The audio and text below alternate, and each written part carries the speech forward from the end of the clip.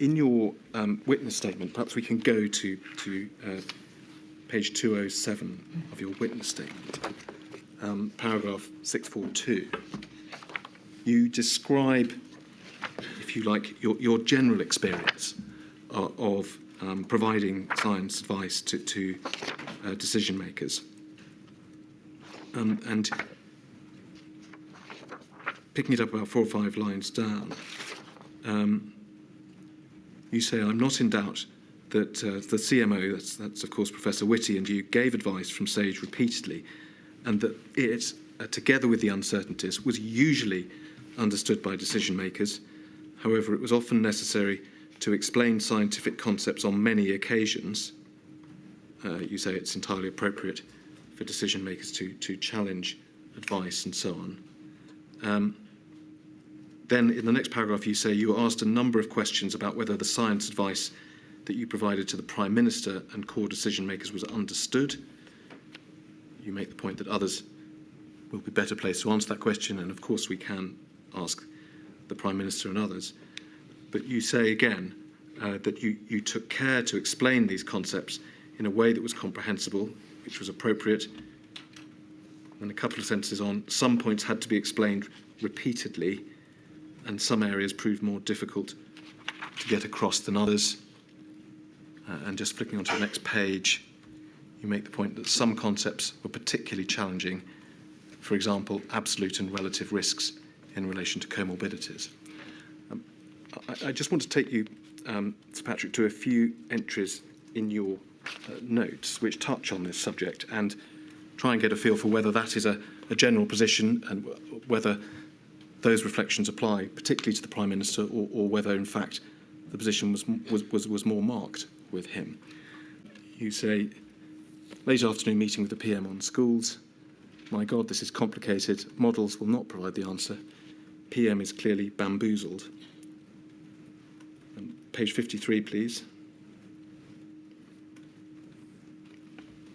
PM asking whether we've overdone it on the lethality of this disease.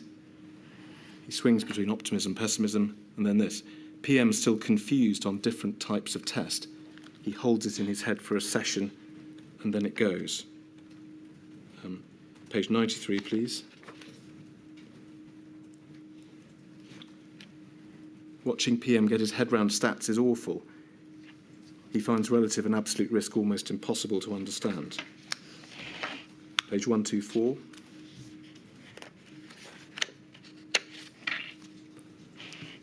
PM struggled with whole concept of doubling times, just couldn't get it. And then just 2 more, please. Page 167.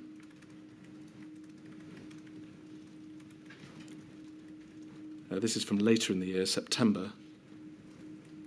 Claire Gardner going through the PM graph, talked PM through the graphs. It's difficult. He asked questions like, which line is the dark red one? Is he colourblind? Then, so you think positivity has gone up overnight? Oh, and oh God, bloody hell. But it's all the same stuff he was shown 6 hours ago. And then finally, 389. This is now going forward to 2021. PM dashboard. Is that a reference to a meeting, dashboard meeting? Yes. Taken through the graphs, real struggle to get him to understand them. So the question then, Sir Patrick, is those paragraphs of your statement that we looked at. Yes, you talk about sometimes needing to repeat things and needing to explain things in detail. Help us and tell us if this is an example of passages that you no longer want to support. But the message that we get from these repeated entries appears to describe something, at least as far as the Prime Minister is concerned, more serious, a repeated failure to understand graphs, scientific concepts and so on, forgetting things that had been explained to him only a few hours earlier repeatedly. Was there a more serious problem with him than that which you describe in the witness statement? Well, I think I'm right in saying that the Prime Minister at the time gave up science when he was 15. And I think he'd be the first to admit it wasn't his forte, and that he did struggle with some of the concepts, and we did need to repeat them often. I would also say that a meeting that sticks in my mind was with fellow science advisors from across Europe. when one of them, and I won't say which country, declared that the leader of that country had enormous problems with exponential curves, and the entire phone call burst into laughter because it was true in every country.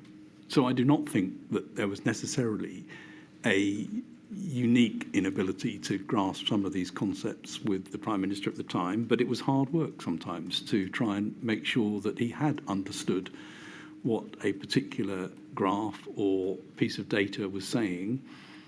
And I'd learned from a number of meetings, including around climate, where there were certain things that would catch his eye and would work for him, and other things that wouldn't work for him. So there were ways of presenting the data that allowed him to get better access than others.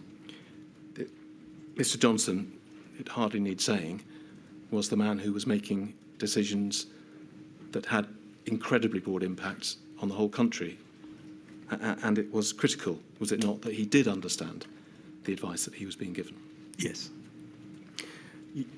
We've been talking so far about the need to repeat advice sometimes, or to, as you say, use particular techniques or tags to help him understand matters.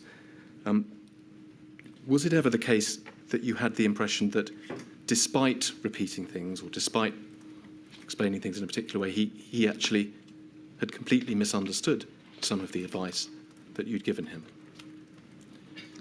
It's possible, but I think certainly when I left a meeting, I would usually be persuaded that we had got him to understand what it was we were trying to say.